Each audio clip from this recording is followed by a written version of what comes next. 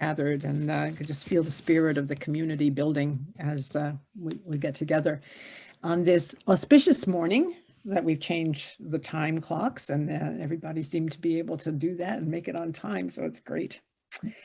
For our opening reading this morning, I'll be reading from number 510 in your hymn book, if you have a copy and want to follow along. It seemed so appropriate especially for today, as we are honoring, observing, sometimes grieving a very particular anniversary this weekend. We have wintered enough, mourned enough, oppressed ourselves enough. Our souls are too long cold and buried, our dreams all but forgotten, our hopes unheard. We're waiting to rise from the dead. In this, the season of steady rebirth, we awaken to the power so abundant, so holy, that returns each year through earth and sky. We will find our hearts again and our good spirits. We will love and believe and give and wonder and feel again the eternal powers. The flow of life moves ever onward through one faithful spring and another, and now another. May we be forever grateful. Alleluia and amen. That was such a perfect hymn to lead into the words that I want to share with you this morning. I've just been really moved by Barb, by the music, I guess, that you chose, and the prayers and the blessings and the concerns. It's just, we've already done enough, but there is a sermon. We're celebrating and observing, as I mentioned, and some of us perhaps mourning a very peculiar anniversary this week. We've come through a full year of hand sanitizing, of wearing masks, of social distancing, of limiting our contacts with others, experiencing the isolation that we've needed to observe just in the service of our own well-being and our health. And for many of us, this has been just an annoying inconvenience, and we've adapted and adjusted pretty well. But for so many more, it's been a year of intense loss and suffering and isolation, disconnection. As a people, as a nation, our sense of well-being has been seriously diminished. Our mental and our emotional and our spiritual health has all been impinged on in ways that we can't begin to imagine, although I think we will discover how much we've been through as we gradually emerge again. Anxiety. I don't know about you, but anxiety has often ruled the day for me. First, over how to avoid exposing ourselves to the possibility of getting the virus. And then more recently, for a lot of us, anxiety about the vaccine. When will we get it? How are we going to feel after we've gotten it? How will we know we're really protected? Everything in life has been colored by the presence of this virus among us. And somehow, in the midst of it all, we have continued to live together and to learn how to be the compassionate community as we continue to offer care to one another, to the people around us, occasionally even what we might call pastoral care. In an article in it was the UUA Guide to Pastoral Care and Connection that I looked at across the last week or so. And that article reminds us that a lot of what we call pastoral care, happens quite naturally through our informal contacts and relationships and friendships that happen just as a part of the daily life of the congregation. But as we know, those contacts have been seriously disrupted as we have had to stay apart from one another. And the church has worked really, really hard at being a caring community for one another. Phone calls, notes in the mail, emails, Zoom visits, they've all come into play. And in this time, as you are experiencing a time between ministers, the congregation has taken up a lot of the task of providing pastoral care for one another. And as I was thinking about the words I wanted to say today, the more I thought about developing a sense of offering pastoral care to one another as lay people, the more I began to come to understand that it has a potential for being a spiritual practice, the way we do it, the way we offer, what the energy is that fuels us as we offer pastoral care is really a spiritual practice. So as with any sermon, much of what I have to say to you, you already know. So this will be more an exercise in just bringing it to light, bringing it forward, all the knowledge and the wisdom that already reside in all of you as you live out being the community called UUSMV. I have a little personal history to share with how I come to viewing pastoral care as a spiritual practice. About 20 years ago, give or take a couple of months, I was celebrating the awesome process of becoming a grandmother. Our granddaughter Ellie was just turning 2, and our grandson Robert was a newborn, and welcoming these 2 grandkids into the world was the most transformative and awesome experience for me. And I recall at the time meditating around the question, how can I be the best grandparent possible for these 2 awesome beings? And as a part of the meditation, I became aware, you know how it is sometimes you get an insight inside your head when you're really quiet. And the words that I kind of heard forming were, you are to be a witness, a presence, and unconditional love. And that awareness was profound enough that I printed out the words and I framed them to keep them right in front of pictures of my grandkids. As time went by, I came to see that these directives were really good guidance for interacting at meaningful levels with any human being with whom I come in contact. So I offer them to you as a first step in kind of thinking about the care that we offer one another as a spiritual practice. To enter into any human interaction from the perspective of witnessing another person's life, whatever's going on, just witnessing it, being present in the moment, fully present, and then to be a conduit of unconditional love, love that does not waver or withdraw depending on the circumstances. These are spiritual practices. So imagine my delight the other morning, as some of you are in the meditation group that meets several times a week with my oldest son, Clark. And we always start out with looking at some of the wisdom readings from Buddhism. And I was delighted to read this one as we shared in it this past week. 3 tenets in Buddhism.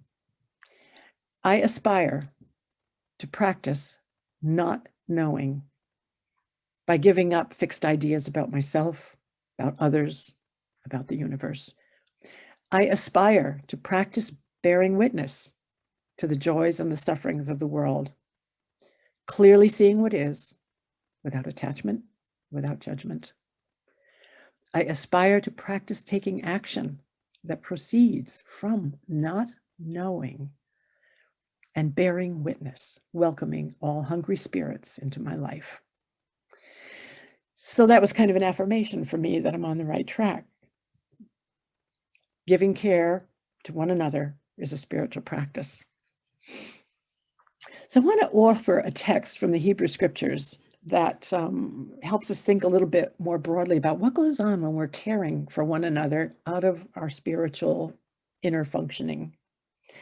And it's the story of Moses being in the presence of the burning bush. This comes from the book of Exodus. Moses was keeping the flock of his father-in-law, Jethro, the priest of Midian, and he led his flock beyond the wilderness and came to Horeb, the mountain of God. And there the angel of the Lord appeared to him in a flame of fire out of a bush. And he looked, and the bush was blazing, but it wasn't consumed. Then Moses said, I must turn aside and look at this great sight and see why this bush burns, but is not consumed. When God saw that Moses had turned aside to see, God called him from out of the bush. Moses, he said, Moses. And Moses said, here I am. Then the voice of God said, come no closer, remove the sandals from your feet, for the place on which you are standing is holy ground.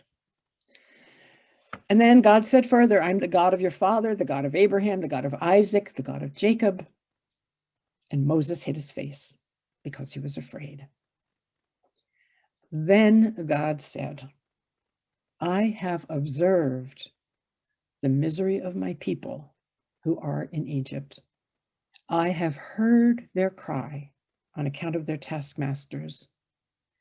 Indeed, I know their sufferings, and I have come down to deliver them from the Egyptians and to bring them up out of that land into a good and broad land, a land flowing with milk and honey. So it's the last verse of that text that I want to focus on a little bit. God says to Moses, I have observed the misery of my people who are in Egypt. I have heard their cry. I know their sufferings, and I have come down to deliver them. So, what is pastoral care, and how do we as lay people offer that to one another? And again, from the Unitarian resources, I find this definition. Pastoral care is about being present to one other person deeply. About being present to another person deeply. That's about as succinct as it gets. And then the question is asked, well, who gets to do pastoral care? And the answer to that is just as succinct. Pastoral care is not limited to the skills of a professional minister. Anyone who is willing and able to be present in a deep way to another is probably pretty well able to offer pastoral care. In the temporary absence of professional pastoral leadership for a congregation, understanding that each one of us is capable of doing this is critical. So maybe we can unpack a little bit what it means to be deeply present. I think there are 4 clearly identifiable characteristics of pastoral care in the verses that I just read. The powerful life force that drives all of creation is personified as a divine voice coming from out of a burning bush, challenging Moses to rise to the occasion. The liberation of the Hebrews from Egypt and slavery. And it might be helpful to recall that the Hebrew word for Egypt is Mitzrayim, and it means a narrow, constricted, limiting space. That certainly describes what slavery means. So we have this divine voice saying to Moses, I have observed the misery of my people who are in a narrow and constricted space. And what better words to describe what our experience of life has been for the past year? A life constricted, narrowed, hemmed in by the pandemic. So the first principle, if you will, of being present deeply is to witness or observe what the need or the cry is. And simply noticing the suffering of another human being is the beginning of caring deeply, of being present. The Buddhist principle of practicing not knowing is so helpful here. We do not need to know much at all, if anything, in order to simply be present to one another when we are in those narrow and constricting places that life offers us. Then we hear the voice saying, I have heard their cry on account of their suffering. And compassionate listening is an essential component to being present to another person.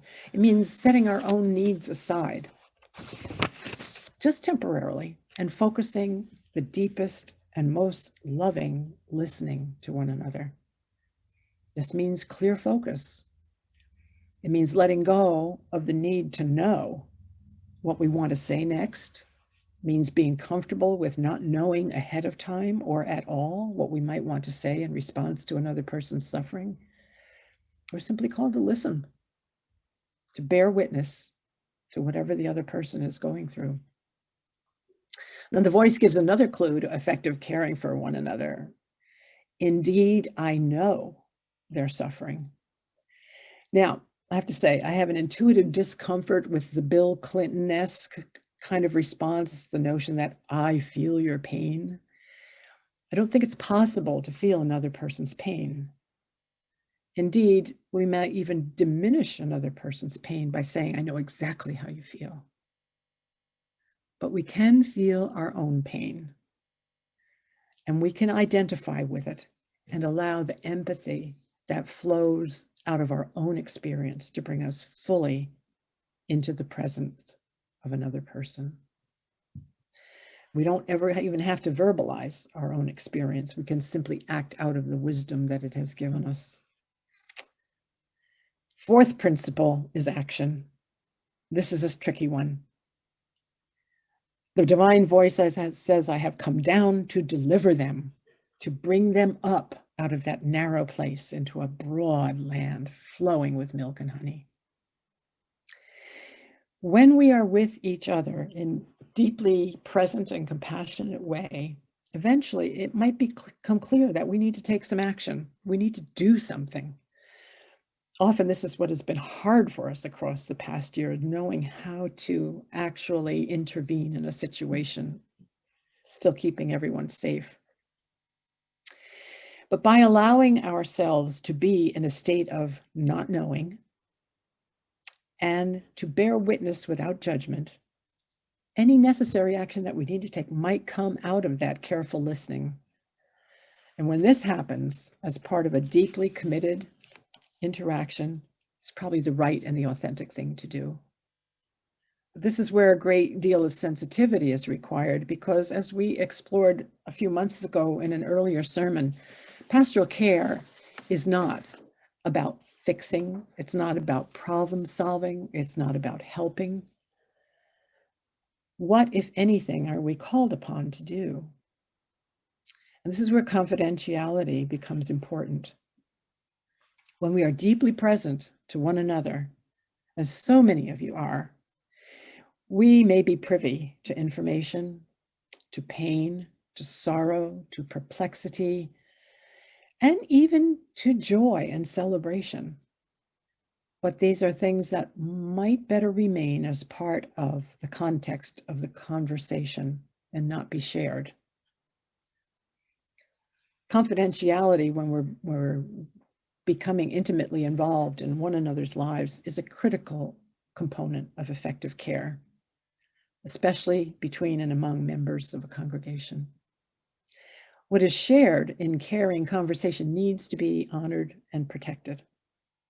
Often, out of our caring, we may, and I've done it myself, we may end up passing along this or that tidbit of information which should remain confidential. The only way to avoid this ever happening is to simply never refer to the conversation in the presence of another person. And yet we have to recognize that this whole issue of confidentiality is slippery. Anyone who's ever been challenged by the HIPAA laws knows how a rigid one-size-fits-all confidentiality can actually get in the way of any reasonable response and caring for another person. Nevertheless, as we offer care to one another, having a sensitivity for confidentiality is important. Discerning how to act in response to someone else and to what they've shared with us isn't always easy. And in our efforts to be compassionate and caring people, we might inadvertently cross boundaries and impinge on a person's privacy. My own experience of this happened a few years ago. I had to go to the emergency room. I had gotten a tick bite, and they immediately gave me doxycycline, and I never did get Lyme disease. I was fine. I had mentioned in passing to a friend that I had sought preventive treatment, and I also happened not to be in church for worship that week. So I began receiving phone calls from people that week asking about my well-being.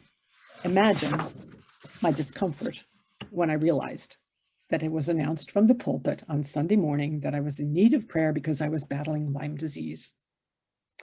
I had to field numerous phone calls, each time explaining that the information was not accurate and should not have been publicly announced. Even though the person who was transmitting the information did so because she really cared for me, it was not her information to share, and it should never have been made public. So we need to be on the sensitive side with our sharing of our joys and concerns, because we may inadvertently be making another person's life public in a way they may not wish.